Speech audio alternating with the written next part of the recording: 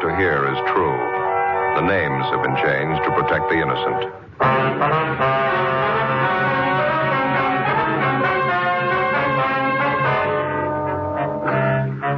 You're a detective sergeant. You're assigned to traffic investigation, hit-run felony detail. An elderly woman and her 9-year-old grandson are struck down in a pedestrian crosswalk by a speeding truck. The woman is killed instantly. Witnesses fail to get the license number. The hit-run driver escapes. Your job? Find him.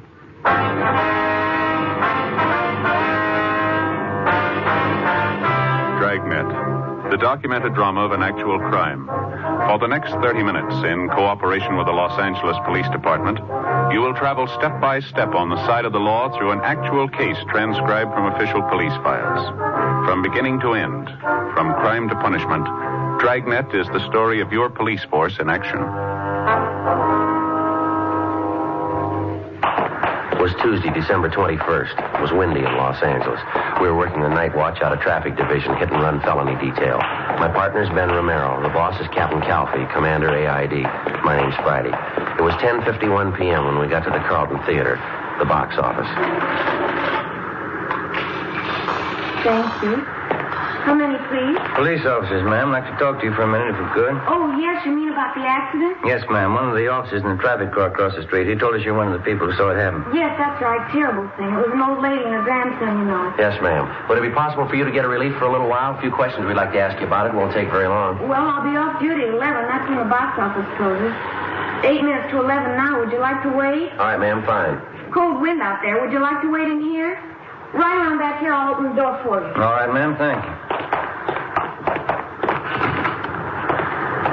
Yeah, it's nice and warm. Did anybody get the license number? Do you know, officer? I mean, on that truck that ran them down? No, not that we know of. We understand the officers in the traffic car talked to you. You didn't see the number either? No, I'm sorry, I didn't. The whole thing happened so fast. I saw the old lady grab the little boy, pull him next to her. It was an awful thing. The truck hit them both together. It's funny the things you notice. The boy was carrying a little box of candy. I heard this terrible thud when the truck hit them. I looked and the candy was spilled all over the street. I just couldn't help it. I got sick to my stomach. Yes, ma'am, I can understand. Now, about this truck that ran them down, do you think you'd know it if you ever saw it again? Well, I'm not sure. I think I might, yes. It was one of those delivery trucks, you know. I think you'd call it a panel truck. It was a light tan color all over, and there was black lettering on the side. Mm-hmm. Could you make out any of the lettering at all? Well, I think there were 3 or 4 words painted on the side, and I know one of them was bakery. I'm sure of that. Did you recognize what make of truck it was, ma'am? The year, the model? It was a late model. I'm pretty sure of that. Either a Chevrolet or a Ford, I'd say. One of those regular delivery trucks like some bakeries use. You sure about that word you saw lettered on the side? It said bakery. Yes, I'm positive of that. Now, anything else out of the ordinary that you might have noticed about the truck, ma'am? Anything outstanding that might have caught your eye? No, I'm sorry, officer. That's about all I can tell you. How was the old lady? Do you know? And the little boy? Could they tell you anything? Yes, ma'am. The woman's dead. She was killed instantly. They've taken the youngster over to Georgia Street Receiving Hospital. Afraid he's in pretty bad shape, too. Terrible shame. Poor old lady. She lives right here in the neighborhood, you know. I've seen her shopping in the market next door here Saturday afternoon. It's just tragic. Yes, ma'am, it is. Boy's her grandson, you know. Somebody said he was down visiting her for the Christmas vacation. Seemed like a nice kid, well-behaved. She seemed so proud of him. Sure be a sad Christmas for the family. Yeah. And just one more question, ma'am. When the boy and his grandmother were crossing the street, would you say the visibility was good? I mean, is there any reason why it would have been hard for a driver to see them? No reason in the world, officer. It's a clear night. You can see how well the intersection's lighted up, all the Christmas lights strung up along here. The lights from the theater marquee was just as well lighted then as it is now. Yeah, I see. The intersection was perfectly clear, no other cars around. The boy had a white sweater on. The old lady was wearing a light-colored coat. Certainly easy to see the traffic light, too. It said stop. I can't understand why that driver didn't see him. No, ma'am, neither can we. How could anybody do such a thing? It just isn't any excuse for it. No excuse in the world. It's downright murder. Well, maybe that explains it. What? That's why he kept going. 11:35 p.m. Ben and I finished interviewing the cashier in the theater box office, and then we called the office and had them get out a supplementary broadcast and an APB on the description of the hit-and-run vehicle. We went back across the street to the scene of the accident where the officers in the T-car, along with the crew from the crime lab, were finishing up their preliminary investigation. We interviewed 2 more witnesses to the hit-run accident, but they were unable to tell us anything that we didn't already know. When we got back to the office, we put in a call to Georgia Street Receiving Hospital, where they told us the 9-year-old boy struck down by the hit-run driver was still in a critical condition. The husband of the 64-year-old woman who'd been killed instantly was brought downtown to the morgue where he identified the body. The next morning, we got out a special bulletin to all garages, auto repair, and paint shops throughout the city to be on the lookout for a late model tan panel truck, black lettering on the sides with damage to the front end. 8:30 a.m. I checked with communications, and then I went back to the office. Hi. Just checked with Georgia Street, Joe. Asked him about the boy. The old lady's grandson, how's he doing? About the same. Critical condition. That's about all they'll say. That's a lousy shame. Communications get any kickback on the oil point yet? No, nothing at all. Did you get in touch with the crime lab? Yeah, they're not going to be able to help much. What'd they find out there? Anything at all? Just what we saw. A few small pieces of glass, probably from one of the headlights on a truck. They don't think they're going to be able to do much with them. There's not enough there to go on. That's the only physical evidence they got, huh? That's all. Might be able to tie it down a little tighter if we could find that panel. Yeah. You start checking on that bakery truck angle yet? McGowan and I called every bakery in town. Got it pretty well narrowed down. There's only 2 companies that use tan late model panels for delivery trucks. Well? Only one of them uses black lettering on the sides of the truck. Other company says they use red lettering. Which one has the black? Got it right here. Outfit called Nielsen's Wholesale Bakery. They got a fleet of 173 trucks, all the same. Tan color, black lettering on both sides, late model Ford delivery truck. Mm-hmm. They tell you whether or not any of their drivers could have been making deliveries that time of night, 10:30, 11 o'clock? Yeah, there were about a dozen of them out on deliveries. More of them to account for than that, though. What do you mean? All their drivers are allowed to take the trucks home with them when they're off duty if they want to. Yeah. I'm afraid it's going to mean checking out every one of them, Joe. Well, we might as well get moving on it. They're going to give us some kind of a list to work with, are they? Yeah, I've got it all set up with them. Again? Accident investigation, Romero. Oh, yes, sir. That's all. I see. You're right, thank you. Rotten deal. Yeah, what's the matter? That young kid, the grandson? Yeah. He just died. Many times and on many different occasions, the police officer has it proved to him that there can be very little difference between a crime of neglect and a crime that's been willfully premeditated. If you look at it closely enough, you can judge it for yourself. How much difference, for example, as far as moral guilt is concerned, is there between the following? Number 1, a man who plans a killing, takes up a gun, finds his victim, and shoots him to death. Or number 2, the man who thinks he has to look out for no one's welfare but his own, gets behind the wheel of a car, disregards the ordinary rules of safety, and proceeds to commit homicide with a motor vehicle. Oftentimes, the crime masquerades under the guise of an accident. Morally, no matter how you spell it, it adds up to murder just as surely as if the person had taken a gun and shot the victim down. The way it looked to us, the hit-and-run killing of the elderly woman and her grandson was a prime example. Wednesday, December 22nd, Ben and I began checking out the delivery trucks owned by Nielsen's Wholesale Bakery. Late that afternoon, we located one of the trucks with recent damage to the front end. We checked and found the driver's name was Arthur V. Singer. We drove out to his home to interview him. No, I wasn't working last night, officer. I was off. What's it all about? Did you spend the night at home, Mr. Singer, or were you out? Was home part of the time. After dinner, I went downtown to a little bowling. Our neighborhood team bowls every Tuesday night. Where is that, sir? Place downtown. It's on West 7th. Got a pretty good team. Mm-hmm. Did you drive down, Mr. Singer, or did you take the bus? No, I drove down. Had the company truck with me. Let us use them when we're off duty. We pay for the gas. Did you drive down by yourself, or was there someone else with you? No, I was alone. The other boys had their cars. When did you leave the bowling alley, you remember? About 10:15, I'd say. How'd you drive home, Mr. Singer? I mean, what route did you take? Oh, I drove straight out West 7th. Got to Coronado. Came over Coronado to the house here. Why do you want to know? What time did you get home? About 11:15. This wouldn't be about that little scrape I had last night, would it? What was that? Down at 7th and Grandview, right by Westlake Park there. Old guy in the car ahead, he stopped fast right in front of me. Didn't even signal. All right. Yeah, I almost plowed right into him. Lucky I was watching. I slammed on the brakes, turned in toward the curb. Should have seen it. I clipped the headlight and the right fender against a telephone pole. Had to take the truck in this morning, get it fixed up. Are there any witnesses to this accident that you had, Singer? Yeah, half dozen people saw it. Did you get any names and addresses? Well, no, I didn't. I was so teed off about the whole thing, I guess I didn't think about it. Is there anyone at all we can check with? Anybody to corroborate your story? Just the old guy in that car. Sure a lousy driver. I really chewed him out. Did you get his name and address? No, but I took down his license number. Wasn't going to pay for that damage. He admitted it was his fault. I see. Do you mind giving us that license number? No, if I can find it. Wrote it down on the back of an old envelope. Thought I put it in my jacket, but when I looked this morning, it wasn't there. It's around someplace, so I'll check around again before I leave for work. It's bound to turn up. I'd like to have you look for it now, Mr. Singer, if you would. It's pretty important.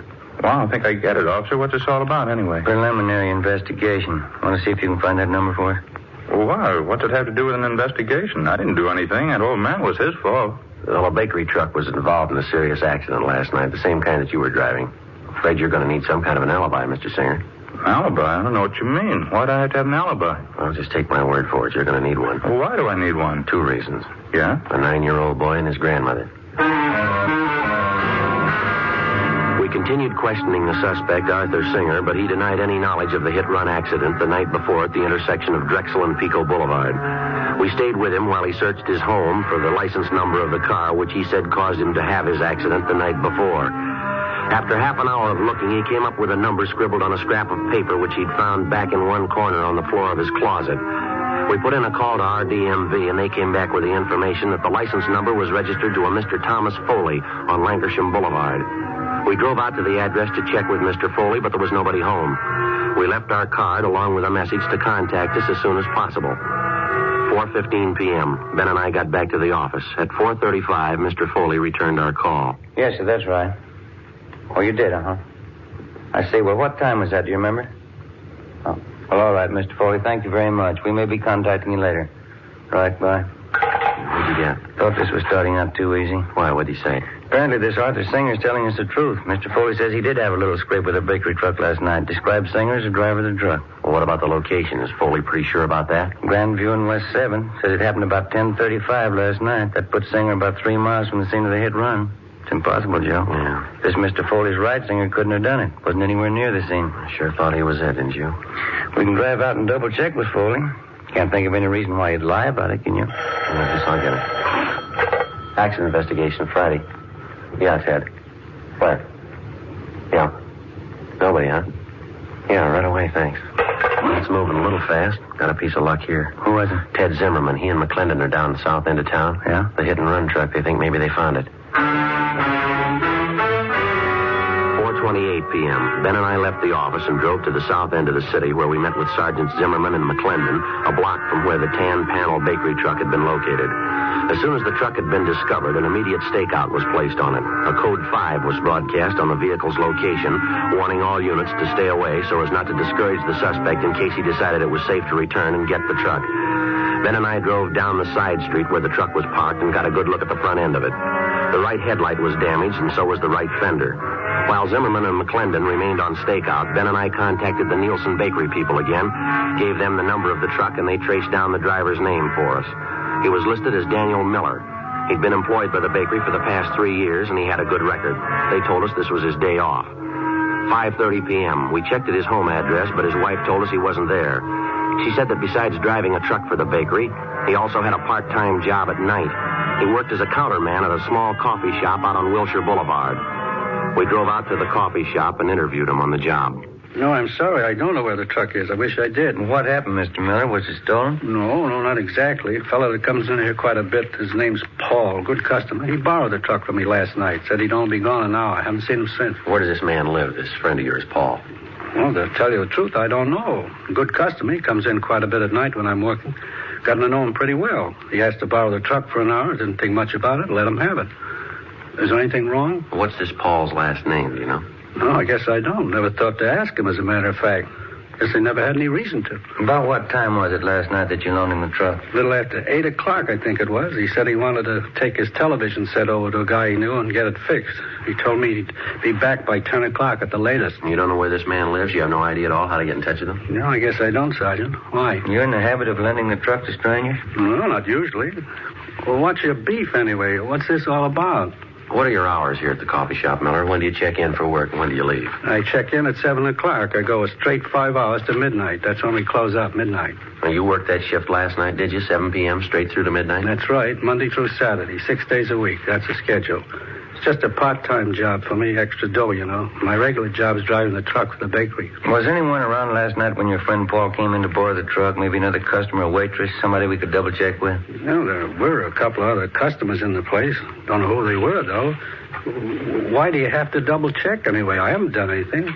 I loaned Paul a truck, that's all. Well, have you any way at all of proving you were here from 7 to 12 last night? Must have been some customers you waited on that you remember. Sure, there are at least half dozen, and they'll tell you I was here. I'd like to have their names and addresses if you don't mind, Miller. Yeah. Excuse me a minute, huh? Got a customer to wait on. Sure, go right ahead. Hi, Dan. I missed you last night. All right, Fred, what do you have? Coffee, a couple of those donuts back there, powdered sugar ones. Okay. Yeah, me and the missus dropped in for a sandwich after the show last night. We're looking for you. That's so? Yeah, about 10:30. Where were you, Dan?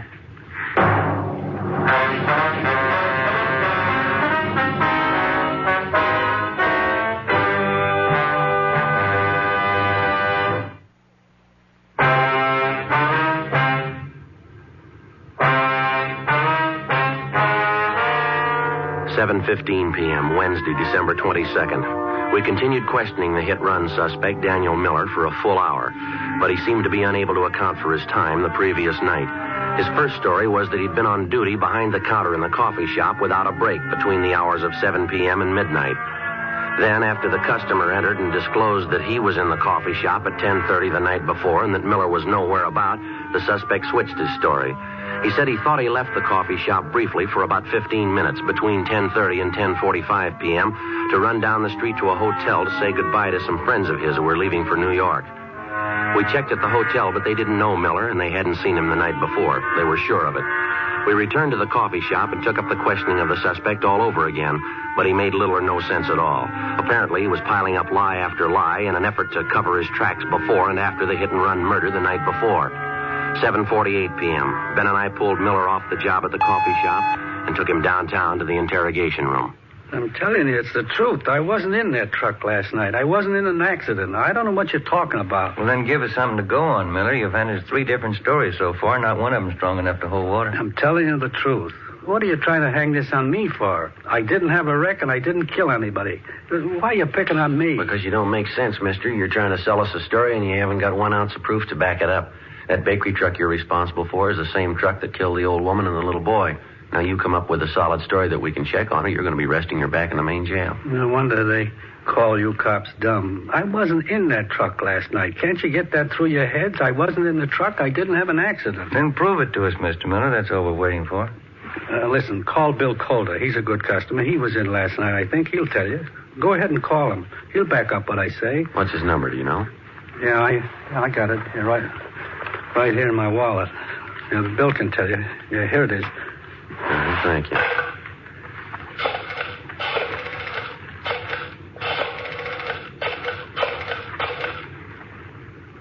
Hello, William Calder there, please?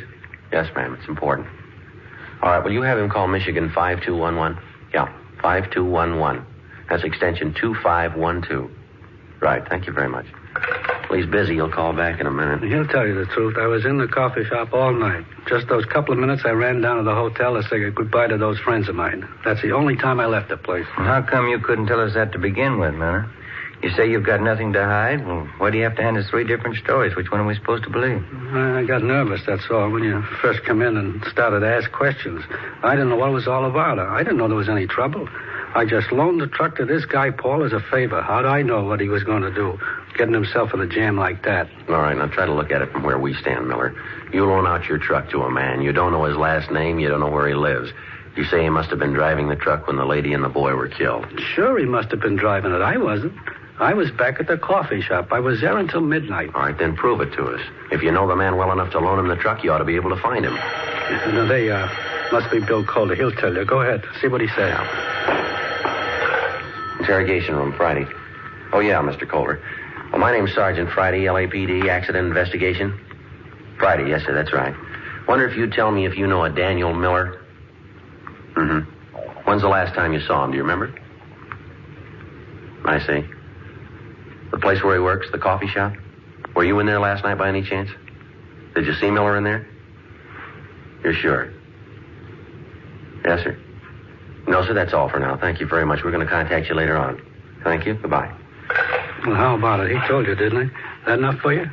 He says he hasn't been in the coffee shop for 3 days. 9:45 p.m. Our interrogation of the hit-and-run suspect, Daniel Miller, went on. At his suggestion, we called half a dozen people who he figured might substantiate his alibi, but none of them were able to. Miller continued to deny any knowledge of the hit-run killing, but he still couldn't account for his whereabouts at the exact hour the 9-year-old boy and his grandmother were run down. The time element especially didn't work in his favor. Nothing worked in his favor. 11:30 p.m. Ben and I took Daniel Miller over to the main jail where he was booked in on suspicion of 480 V.C. The following afternoon, his lawyer obtained a writ, and he was released from custody. The writ was returnable in 5 days. He came immediately to the office to plead with Ben and I to help him find Paul, the man who'd borrowed his truck, and thus clear himself. We took him up on it. Either way, we figured we'd get to the bottom of it. If Miller dreamed up the character Paul to escape blame for the hit-and-run killing, we were bound to find out sooner or later. If Miller was telling the truth, we had little reason to believe he was, and a man named Paul had borrowed the truck the night of the hit-and-run killing, we were bound to find that out, too. In any event, we had to investigate. It's the job of the police officer to prove guilt or innocence, not guilt alone.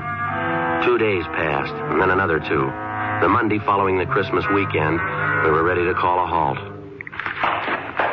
I don't know what else we can do. I think we've given enough time, don't you? Well, the deeper we get into it, the more it looks like Miller's our man. I still can't make up my mind. Why do you have to be stubborn about it? We've checked every possible angle on this story. We still haven't an ounce of proof that this guy Paul he talks about even exists. We can't string along with Miller forever. I suppose you're right. We've given him a square enough break on it.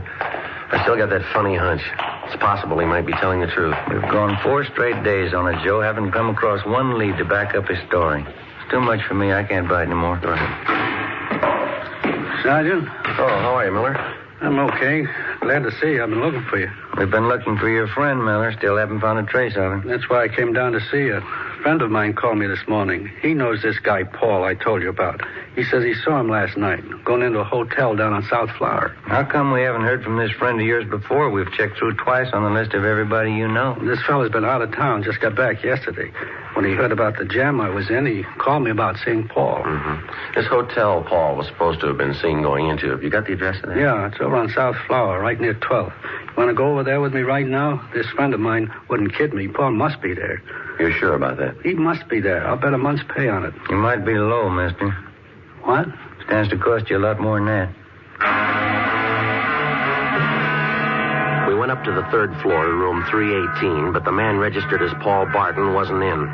He'd left no word at the desk as to when he'd return. We sent Miller home and told him to wait for our call. Ben and I went on stakeout at the hotel. At 7:25 that night, Paul Barton returned to his room and we began questioning him. He showed no signs of being upset. His answers were quick, straightforward, and they seemed to make sense. The interview went on.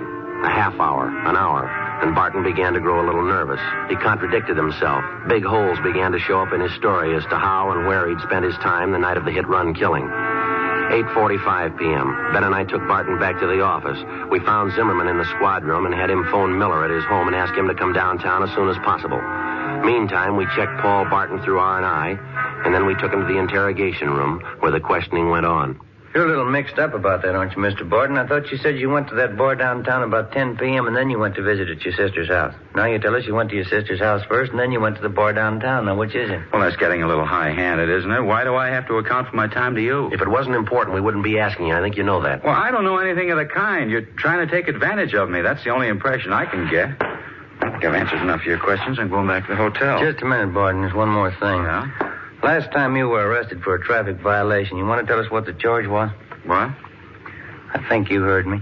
Well, that was a year ago. I was driving a little too fast going out Beverly Boulevard. And what's that got to do with it? Our record bureau says the charge was for drunk driving. Your license was revoked, isn't that right? Well, so what? I haven't been driving. I haven't been near a car. What about last Tuesday night? Huh? Last Tuesday night, did you do any driving then? No, of course not. You sure about that?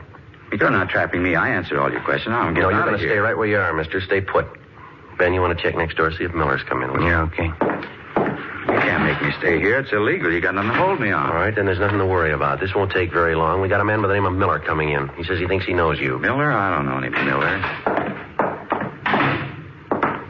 Nice going, Paul. Where you been?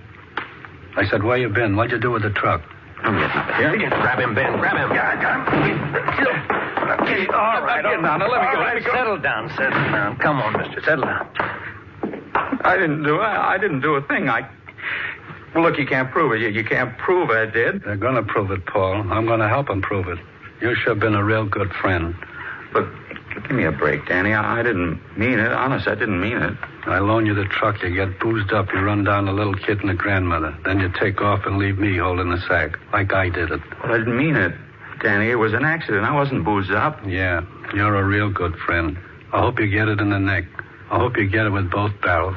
Look, Sergeant, it's not true. I wasn't boozed up. I only had 2 drinks. Now, believe me, that's all I had. Yeah.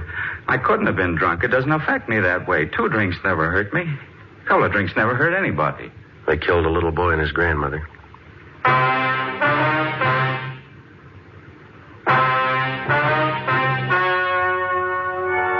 The story you have just heard was true. The names were changed to protect the innocent. On February 28th, trial was held in Superior Court, Department 87, City and County of Los Angeles, State of California. Paul Barton was filed on for violation of the State Vehicle Code, Section 480, a hit-and-run felony, and also for manslaughter, 2 counts. He was convicted only for Section 480 and received sentence as prescribed by law. A hit-and-run felony is punishable by imprisonment in the state penitentiary for not less than 1 nor more than 5 years.